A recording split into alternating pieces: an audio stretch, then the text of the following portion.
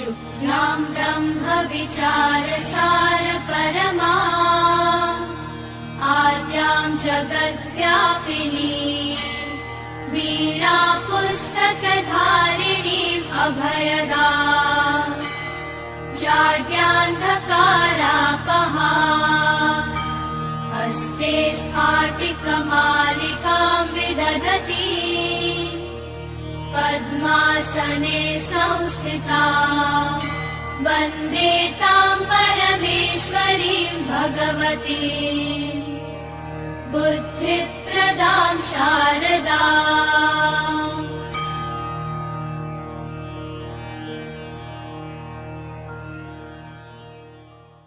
मित्रों नमः संस्कृताय। भूषण देव वाणिज्य संस्कृत क्लासेस से मैं आपका दोस्त अजय पांडे। हम व्याकरण की कक्षा लेकर के उपस्थित हुए हैं और व्याकरण की कक्षा में हम लघु सिद्धांत कौमुदी अब तक पढ़ रहे थे। आज हम थोड़ा सा मित्रों के सुझाव से और कुछ लोगों के सलाह के द्वारा हमने ये तय किया है कि अब हम जो है संस्कृत व्याकरण की उस कक्षा के साथ साथ एक और कक्षा संचालित करेंगे। लघु सिद्धांत कौमुदी के साथ साथ अब हम TET, C TET, super TET में जो व्याकरण का भाग होता है उसको लेकर के हम उपस्थित हुए हैं और आज हम उसकी पहली कक्षा जो कोई भी टेट हो, किसी भी राज्य का टेट हो, उससे संबंधित जो भी उसके पाठ्यक्रम होंगे उसके अनुसार यह पाठ्यक्रम आज शुरू किया जा रहा है। तो आइए हम सबसे पहले संस्कृत पद को पढ़ लेते हैं। संस्कृत, संस्कृतम। संस्कृत पद में सम उपसर्ग है, क्री धातु है और क्ता प्रत्यय है।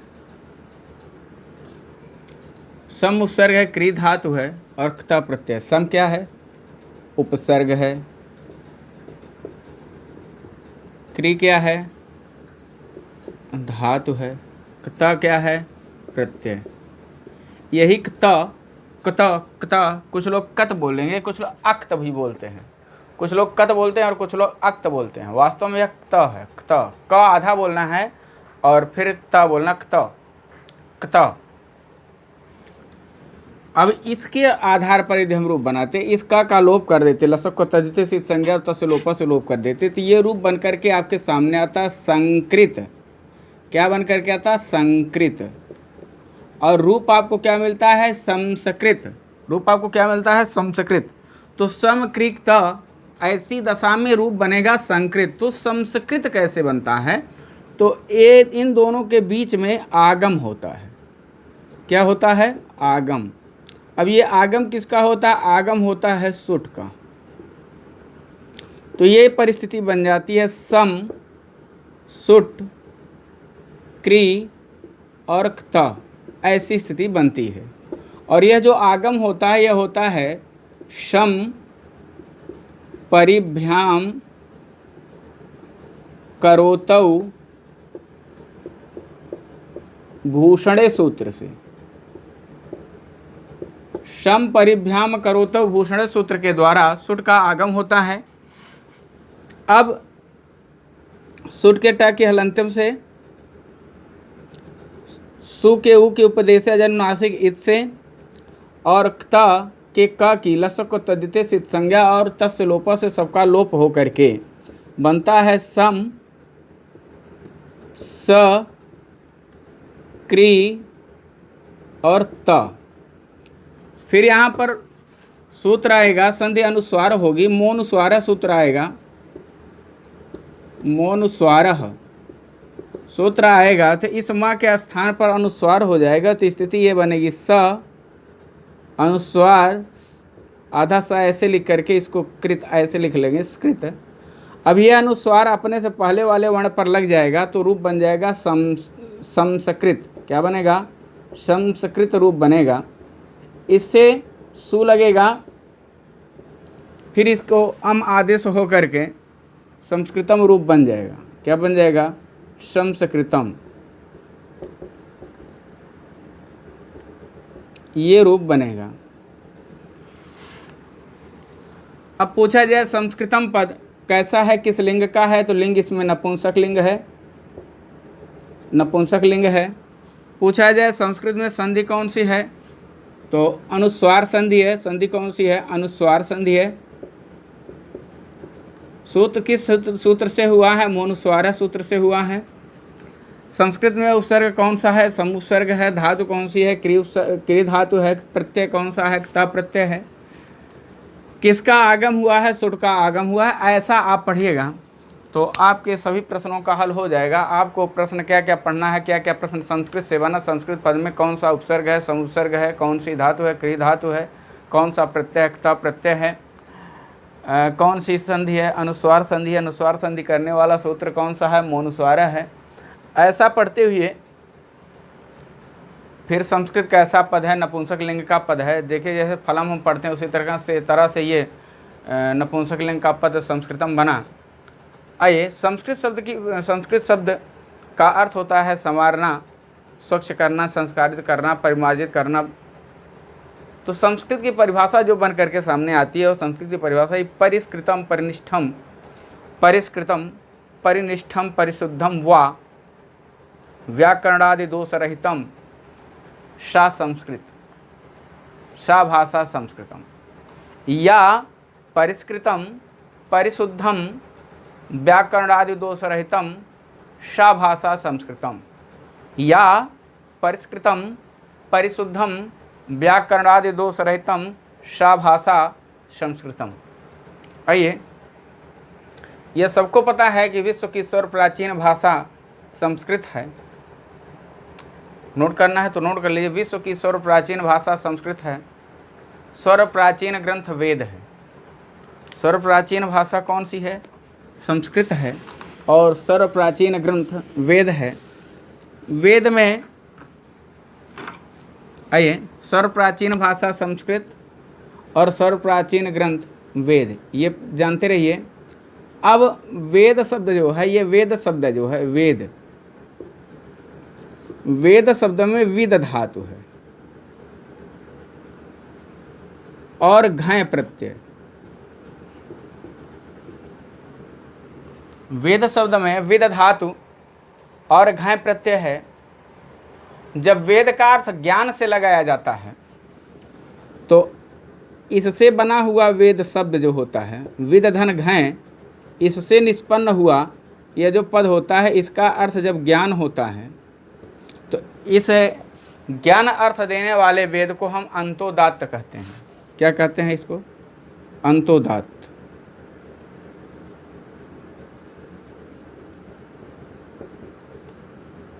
अंतोदात्त कहते हैं। और इसी वेद का एक की व्युत्पत्ति एक और है, विद धन अच।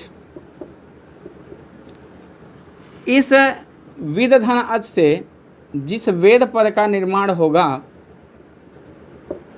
उससे यह भाव अर्थ में होता है। भाव अर्थ में मतलब यह वैदिक ग्रंथों को बदलाएगा। ऋग्वेद, सामवेद, यजुर्वेद, अथर्ववेद, इन ग्रंथों का स्मरण कराएगा, बतलाएगा। तो यह इसके अंतर्गत ऋग्वेद आदि का वर्णन है। ऋग्वेद आदि होगा। और यह जो है, यह आधुदात्त कहा जाता है। क्या कहा जाता है? आधुदात्त। अब आपसे पूछा जाए कि वेद शब्द में कौन सा प्रत्यय है, तो साधारणतया वेद शब्द में घय प्रत्यय सब लोग जानते हैं। अच प्रत्यय का भी होता है वेद में। तो मान लीजिए ऐसा विकल्प बन जाए, वेद शब्द में प्रत्यय है, ए हो घय, वी हो अच और सी हो दोनों, तो आप दोनों कर दीजिएगा।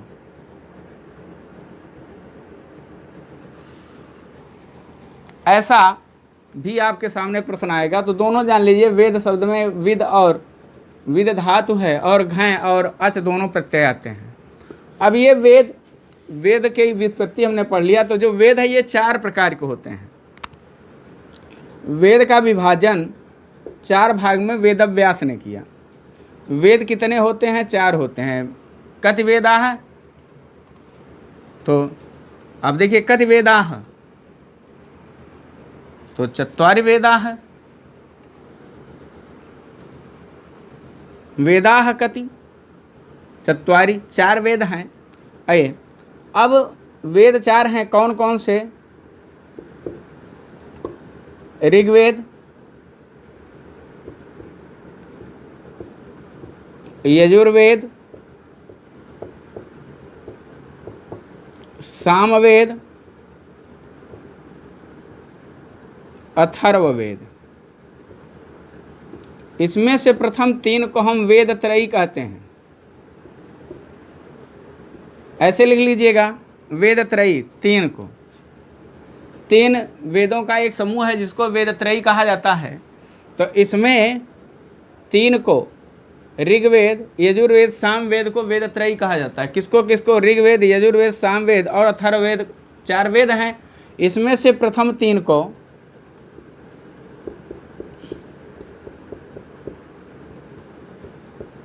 अब यहाँ प्रश्न बनेगा कि वेद त्रयी में कौन सा वेद नहीं गिना जाता है? तो अथर्ववेद नहीं गिना जाता है। वेद त्रयी मध्ये न परिगणित, कस्य वेदस्य उल्लेख वेद त्रयी मध्ये न भवति। तो ऐसा प्रश्न भी आपके सामने आएगा तो आप सीधे सीधे बता दीजिएगा अथर्ववेद। अथर्ववेद वेद त्रयी मध्ये न परिगणित।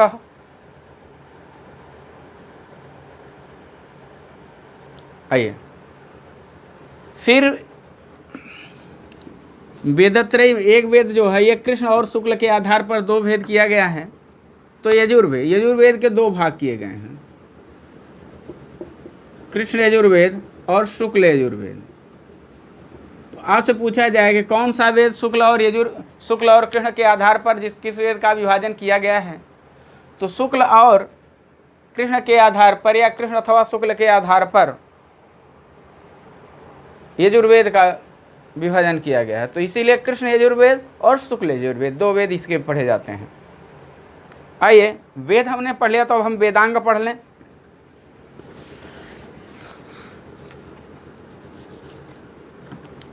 वेदांग, वेदांग 6 होते हैं।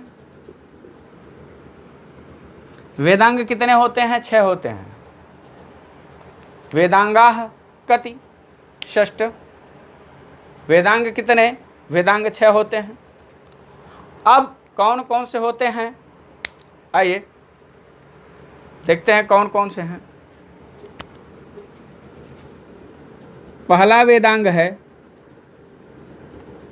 छंद।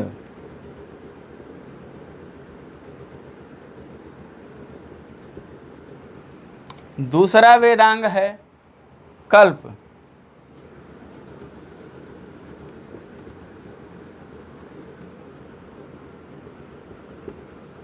तीसरा वेदांग है ज्योतिष।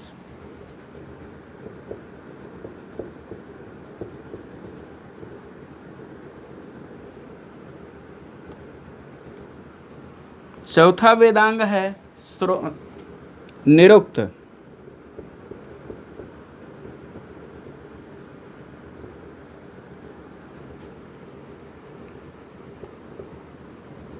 पांचवा वेदांग है शिक्षा।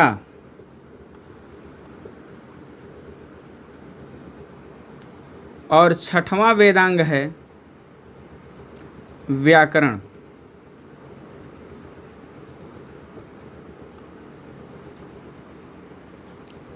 छंद को पाद कहा जाता है, कल्प को हस्त कहा जाता है, ज्योतिष को चक्षु कहा जाता है, निरुक्त को श्रोत्र कहा जाता है, शिक्षा को घ्राण कहा जाता है, व्याकरण को मुख कहा जाता है।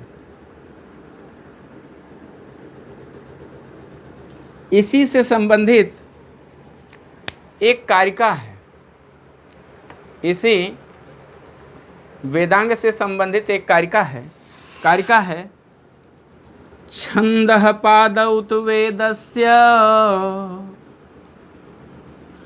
हस्तौ कल्पोऽथ पठ्यते। छंदः पादौ तु वेदस्य हस्तौ कल्पोऽथ पठ्यते। ज्योतिषामयनम चक्षु निरुक्तं श्रोत्रमोच्यते। शिक्षा घ्राणस्तु वेदस्य मुखम व्याकरण स्मृतम। मुखम व्याकरण स्मृतम, कहे कि व्याकरण को मुख कहा जाता है। तो अब आपसे पूछा जाए कि छंद वेद का क्या है, तो छंद जो है वह वेद का पाद है। कल्प पूछा जाए कल्प हस्त है। ज्योतिष पूछा जाए चक्षु है। निरुक्त पूछा जाए श्रोत्र है। शिक्षा पूछा जाए नासिका घ्राण है। और व्याकरण पूछा जाए तो व्याकरण मुख है। तो अब आप ऐसे जब भी पढ़िएगा कि छंद, तो पैर के यहाँ आपका हाथ जाना चाहिए, कल्प हस्त हो जाना चाहिए, ऐसे पकड़ लेना चाहिए, ज्योतिष ऐसे कर लेना चाहिए, श्रोत्र ऐसे कर लेना चाहिए, शिक्षा ऐसे कर लेना चाहिए, मुख व्याकरण ऐसे कर लेना चाहिए। तो ऐसे आप 2-4 बार कर लेंगे तो आपको सरलता हो जाएगी और आसानी से आपके समझ में आ जाएगा। आगे अब हम व्याकरण तक पहुँच गए, तो अब हम व्याकरण शब्द की भी उत्पत्ति देख लें।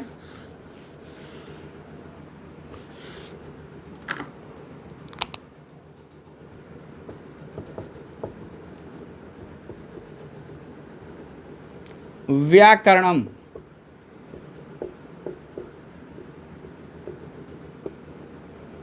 विउपसर्ग आंग उपसर्ग क्री धातु और ल्युट प्रत्यय। आंग के गा की हलंत्यम से, ल्युट के टा की हलंत्यम से और ला की लसक को तद्धिते से। तो अब बच गया और इत संज्ञा हुई और तत्सलोपा से लोप होकर के बन गया वी आ क्री यू। यू को अन, सूत्र है युओर नाकऊ। युओर नाकऊ, युओर नाकऊ सूत्र से यू को अन आदेश हो गया। अब बन गया वी आ क्री। वी आ में अण संधि कार्य कर जाएगी, व्या हो जाएगा। क्री को उपधा गुण होगा तो कर हो जाएगा और फिर ये अन हो गया। हम संयोग करा देंगे तो यह बन जाएगा व्याकरण। क्या बन जाएगा? व्याकरण। और जब यह व्याकरण बना, क्या बना? व्याकरण। जब यह पद बना तो अब व्याकरण पद बन गया। तो एक सूत्र लगेगा, रसाभ्याम नोड़ समान पदे। सूत्र कौन सा लगेगा? रसाभ्याम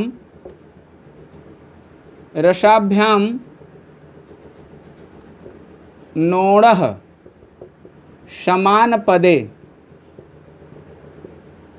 इस सूत्र से इस ना कोड़ा हो जाएगा तो पद बन जाएगा व्याकरण।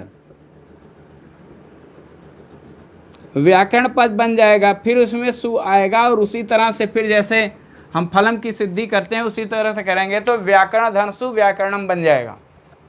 तो व्याकरणम में भी अब यहाँ से क्या क्या प्रश्न बनेगा? एक तो बनेगा ये किस लिंग का है, तो इसे भी नपुंसक लिंग जानिए। उपसर्ग कौन सा है, तो ये 2 उपसर्ग आपको दिखेंगे। व्याकरण पद में 2 उपसर्ग हैं। धातु कौन सी है? क्री धातु है। प्रत्यय आपसे पूछा जाएगा तो ल्युट प्रत्यय है, ऐसा नहीं है कि अन प्रत्यय है। कौन सी संधि है? वी और आ में यण संधि हुई है।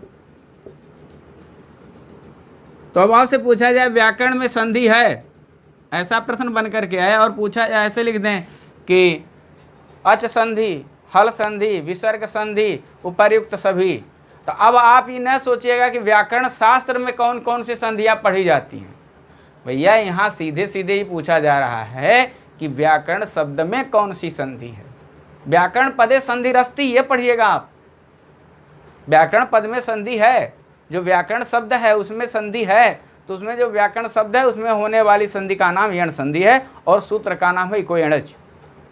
व्याकरण शब्द जो है यह नपुंसक लिंग का शब्द है। व्याकरण में 2 उपसर्ग हैं, वी और आंग। क्री धातु है, ल्युट प्रत्यय है और कैसे किसका लोप हुआ इसकी चर्चा हम कर चुके हैं। आंग के गा की हलंत्यम से ल्युट के टा की हलंत्यम से इत संज्ञा और ल की लसक को तद्धिते से इत संज्ञा हो करके तस्य लोप से सबका लोप हुआ। तो वी आक्री यू हो गया, यू और नाकव से यू को अन आदेश हुआ तो वी आक्री अन हो गया।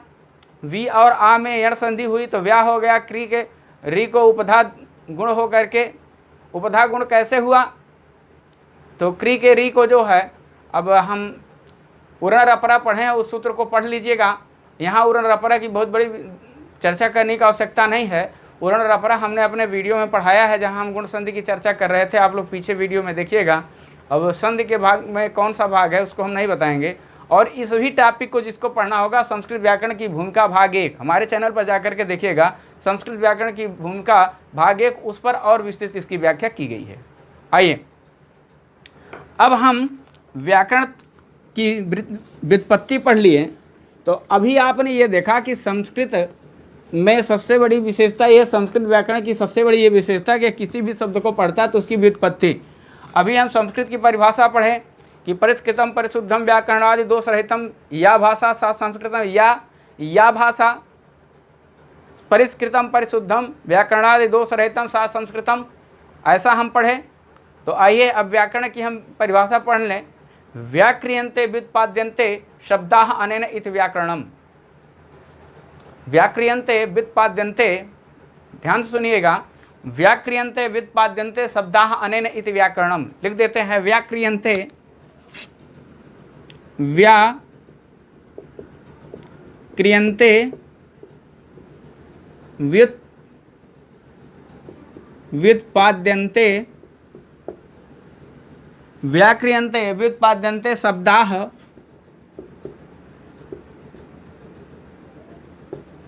अनेन इति व्याकरणम। कह रहे हैं व्याकरण वह शास्त्र है जिसमें किसी शब्द की व्युत्पत्ति को, किसी शब्द की व्युत्पत्ति के विषय में अध्ययन किया जाए, निष्पत्ति के विषय में अध्ययन किया जाए, उसे हम व्याकरण कहते हैं। वह शास्त्र जिसमें शब्द साधित्व का संपादन किया जाता है उसे व्याकरण कहते हैं। वह शास्त्र जिसमें शब्द की व्युत्पत्ति को साधित किया जाता है उसे व्याकरण कहते हैं। अब व्याकरण के अंतर्गत हम कैसे पकड़ेंगे, वह शास्त्र जिसमें किसी भी शब्द में कौन सा उपसर्ग लगा है, कौन सी प्रत्यय है, कौन सा धातु है, कौन सा लिंग है, कौन सा पुरुष है, कौन सा वचन है, इन सब की जिसमें चर्चा की जाती है उसे व्याकरण शास्त्र कहते हैं। आइए व्याकरण शास्त्र की परिभाषा महर्षि पतंजलि ने लिखा, लक्ष्यम लक्षणम, लक्ष्यम लक्षणम या लक्ष्यम लक्ष्यते व्याकरणम, जिसमें उदाहरण और परिभाषा के साथ पढ़ा जाए, जिसे नियम और उदाहरण के साथ पढ़ा जाए, जिसे सूत्र एवं उदाहरण के साथ पढ़ा जाए, जिसे परिभाषा एवं उदाहरण के साथ पढ़ा जाए, ऐसे शास्त्र को हम व्याकरण कहते हैं। जो शास्त्र लक्ष्य और लक्षण के द्वारा अध्ययन कराता है, जो शास्त्र सूत्र एवं उदाहरण के द्वारा अध्ययन कराता है, जो शास्त्र नियम एवं उदाहरण के द्वारा जिसका अध्ययन किया जाता है, जो शास्त्र परिभाषा के साथ उदाहरण प्रस्तुत करता अथवा उदाहरण के द्वारा परिभाषा को प्रस्तुत करता है, प्रकट करता है, ऐसे शास्त्र को हम व्याकरण कहते हैं। आइए व्याकरण शास्त्र का अपर नाम, व्याकरण का अपर नाम है शब्दानुशासन। व्याकरण का अपर नाम क्या है? शब्दानुशासन, शब्दानुशासनम। और इसी व्याकरण को पद शास्त्र और शब्द शास्त्र भी कहा जाता है। व्याकरण को और किस नाम से जाना जाता है? पद शास्त्र और शब्द शास्त्र के नाम से भी व्याकरण को जाना जाता है। तो अब मान लीजिए आपसे पूछा जाए कि व्याकरण का अपर नाम, तो एक तो शब्दानुशासन हो गया, दूसरा हो जाएगा शब्द शास्त्र, और तीसरा हो जाएगा पद शास्त्र। पद शास्त्र था तो देखिए शब्द शास्त्र था तो शब्दानुशासन हुआ, तो कहीं कहीं आपको यह नाम पदानुशासन भी मिल सकता है। तो आप ज़्यादा परेशान ना होइएगा, पदानुशासन इसे भी आप जान लीजिए। तो ये 4 प्रकार संस्कृत व्याकरण के और भी नाम हैं, तो ये 4 नाम आप जान लीजिए: शब्दानुशासन शब्दशास्त्र, पदानुशासन पदशास्त्र। अब पद को भी अनुशासित किया जाता है और शब्द को भी अनुशासित किया जाता है। तो ये व्यवस्था कहाँ है? ये संस्कृत में है। और संस्कृत व्याकरण का ये अपर नाम क्या क्या मिला आपको? शब्दानुशासन, पदानुशासन, शब्दशास्त्र, पदशास्त्र। अब संस्कृत व्याकरण के कितने प्रकार होते हैं? तो व्याकरणम कतविधम, व्याकरणम द्विविधम, व्याकरणम द्विविधम, व्याकरणम द्विधा या व्याकरणम द्विविधम। तो द्विविधम लौकिकम अलौकिकम च, अलौकिकम वैदिकम। तो व्याकरण क्या हुआ? वैदिकम, और ये क्या हो गया? लौकिकम। इसी को अलौकिकम भी हम कह सकते हैं।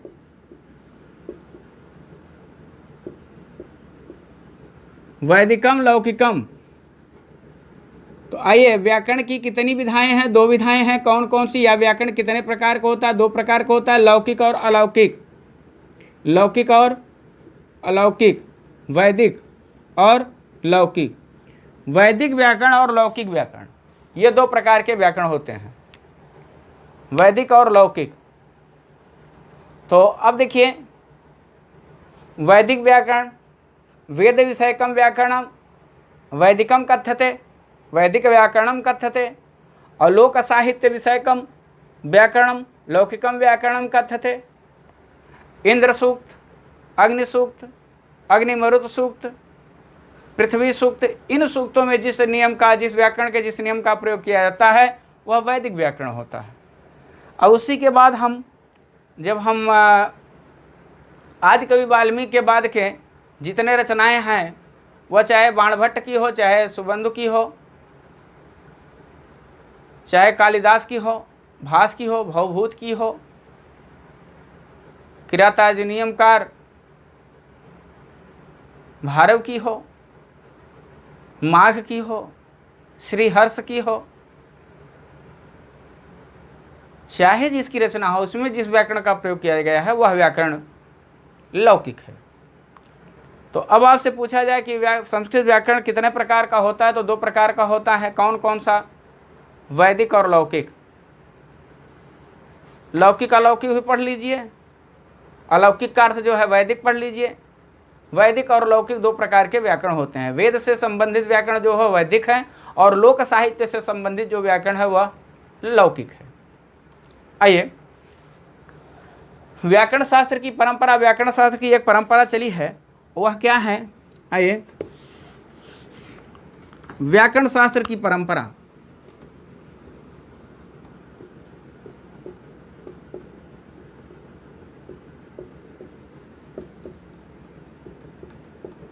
इसके अंदर परंपरा का अर्थ मतलब किससे किसने सीखा। तो हम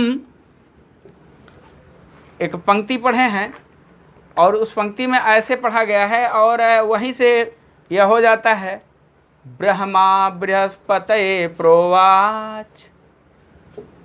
तो परंपरा में देख लीजिए कैसा है, ब्रह्मा बृहस्पतये प्रोवाच। किससे? ब्रह्मा ने किससे? बृहस्पति से। ब्रह्मा बृहस्पतये प्रोवाच। और बृहस्पतिरिंद्राय, बृहस्पति ने क्या किया? इंद्र से, इंद्र को दिया। और फिर इंद्रो भारद्वाजाय, इंद्र ने किसको? भारद्वाज को, भारद्वाज ऋषिभ्य, भारद्वाज ने किसको? ऋषियों को, ऋषियों को। और ऋषिभ्य ऋषयो ब्राह्मणेभ्य, ऋषयो ब्राह्मणेभ्य, ऋषियों ने किसको? ब्राह्मणों को। तो अब देख लीजिए, आद्य प्रवक्ता, आद्य प्रवक्ता, प्रवक्ता लिख दिए, आद्य प्रवक्ता या फिर प्रथम प्रवक्ता, दोनों का उत्तर निकल करके ब्रह्मा आ जाएगा। द्वितीय प्रवक्ता,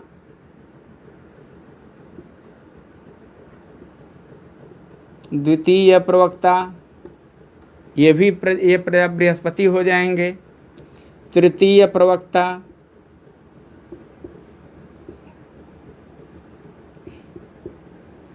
और ये आद्य संस्कर्ता,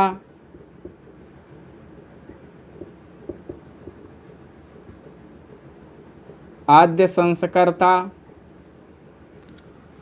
तो अब आपसे पूछा जाए कि संस्कृत व्याकरण का प्रथम प्रवक्ता कौन है? ब्रह्मा। द्वितीय प्रवक्ता कौन है? बृहस्पति। तृतीय प्रवक्ता कौन है? इंद्र। संस्कृत व्याकरण का आदि संस्कर्ता कौन है? तो ये इंद्र हैं। तो इंद्र को बृहस्पति ने मौखिक ज्ञान दिया और बृहस्पति को ब्रह्मा ने मौखिक ज्ञान दिया। इंद्र कुछ चालाक निकले। इंद्र ने क्या किया? उसका नोट्स बना लिया। नोट्स, जो हम लोग नोट्स कहते हैं, जो नोट्स बनाने की बात कहते हैं, वो नोट्स बना लिया और उसी नोट्स को संस्कृत व्याकरण शास्त्र में ऐन्द्र व्याकरण के नाम से जाना गया और इंद्र को पहला व्याकरणाचार्य जाना जाने लगा। बहुत से लोगों ने रचनाएं किया होगा, बहुत से लोगों ने अपने बातों को बताया होगा, अपने शिष्यों को समझाया होगा, लेकिन जब महर्षि वाल्मीकि ने राम के चरित्र को आधार मान करके रामायण जैसे ग्रंथ का प्रणयन किया, उसे लिख दिया, तो वो आदि कवि कहलाए। इसीलिए आदि व्याकरणाचार्य की बात आएगी तो ब्रह्मा हो गए, लेकिन आदि संस्कर्ता की बात आएगी, प्रथम व्याकरणाचार्य की बात जब आएगी तो वह इंद्र ही होंगे। आदि प्रवक्ता, प्रथम प्रवक्ता की बातें आएगी तो ब्रह्मा होंगे। द्वितीय प्रवक्ता की बात आएगी तो वो बृहस्पति होंगे। तृतीय प्रवक्ता और आद्य संस्कर्ता की बात आएगी तो इंद्र होंगे। उसके बाद भरद्वाज हैं, भरद्वाज के बाद ऋषि लोग हैं, ऋषि के बाद जो है ऋषियों मतलब शिष्यों को दिया। शिष्यों ने घूम घूम करके ब्राह्मणों को, ब्राह्मण अब वो जो होते थे जो अपना घर परिवार छोड़ करके जो ब्रह्मचर्य का पालन करते थे और उन्हें ब्राह्मण कहा जाता था, ऐसा प्राचीन परंपराएं थी। और हमारे यहाँ है भी, जन्मना जायते शूद्र संस्कारात् विजुच्यते, ऐसा पढ़ा गया था। आइए, अब संस्कृत के व्याकरण की दो शाखाएं प्रमुख हैं। अब कौन कौन सी शाखा है? तो अभी आपने इंद्र और बृहस्पति को देखा, तो इंद्र और बृहस्पति एक ही जगह के हैं। एक शाखा है ऐन्द्र शाखा। व्याकरण शास्त्र की शाखाएं, व्याकरण की शाखा ऐन्द्र शाखा, और दूसरी है शैव शाखा।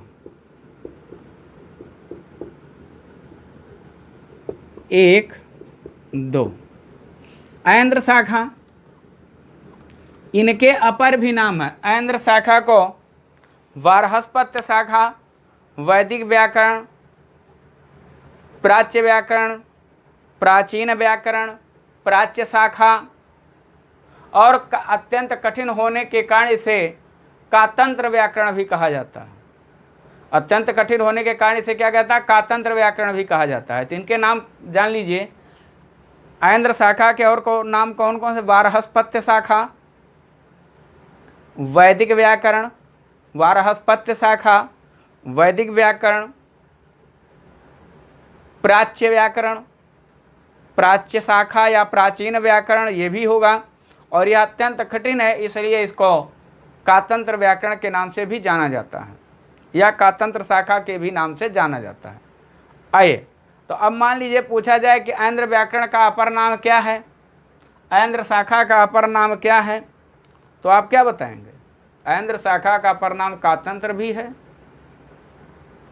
और प्राच्य शाखा भी है, प्राचीन व्याकरण भी है, वारहस्पत्य शाखा भी है। इसी तरह से शैव व्याकरण की भी, शैव शाखा के भी अपर नाम हैं, वो है माहेश्वर शाखा। चूँकि इसी शाखा के अंतर्गत पाणिनि महोदय भी आए हैं जिन्होंने अष्टाध्यायी की रचना किया था, तो इसीलिए इसे पाणिनीय शाखा कहते हैं। ऐन्द्र शाखा जो है वह वैदिक है और शैव शाखा जो है वह लौकिक है, इसीलिए इसे लौकिक व्याकरण भी कहते हैं। ऐन्द्र शाखा जो है वह प्राच्य है, उससे कुछ यह नवीन है, वह प्राच्य शाखा। ऐन्द्र शाखा जो है प्राच्य शाखा है, तो यह नव्य शाखा है। इतना हमने पढ़ लिया व्याकरण के अंतर्गत। आज संस्कृत व्याकरण के अंतर्गत हमने पढ़ा क्या क्या? संस्कृत शब्द की व्युत्पत्ति पढ़ा, व्याकरण शब्द की व्युत्पत्ति पढ़ा, व्याकरण की परिभाषा पढ़ा, फिर व्याकरण में कितने प्रकार का होता है, लौकिक और वैदिक 2 प्रकार का होता है, इसको हमने पढ़ा। फिर इसकी शाखा कितनी होती है, 2 शाखाएं होती, इसको भी हमने पढ़ा। पतंजलि महोदय की परिभाषा को पढ़ा। अब आगे वाले वीडियो में हम त्रिमुन से प्रारंभ करेंगे और 2 ही वीडियो में हम संस्कृत व्याकरण की ये जो भूमिका होगी वो पूरी हो जाएगी। और लंबी भूमिका यदि आपको देखनी है तो आप पीछे के इसी चैनल पर, भूषण देव वाणी द संस्कृत क्लासेज, इसी चैनल पर आपको भूमिका के लिए और भी मिल जाएंगे और उस पर लंबे व्याख्या दी गई है। और ये चूँकि पाठ्यक्रम छोटा है और यहाँ तक इसलिए पूछा गया, कहीं कहीं का हमने पेपर देखा, जैसे राजस्थान का देखा है, तो कभी वहाँ पूछा गया था कि आद्य संस्कर्ता का, राजस्थान टेट का में पूछा गया था कि आद्य संस्कर्ता का, तो उसके आधार पर हमने ये देखा, तो हमने ये कहा कि इसकी भी चर्चा कर ली जाए। आज के लिए बस इतना ही। जयतु भारतम जयतु संस्कृतम। चैनल को लाइक करें, सब्सक्राइब करें और लोगों से थोड़ा चर्चा भी करें। यार एक नया चैनल है, उसको भी चलो थोड़ा सा देख लिया जाए। एक बार आप देखिए, अपने मित्रों को दिखाइए। धन्यवाद।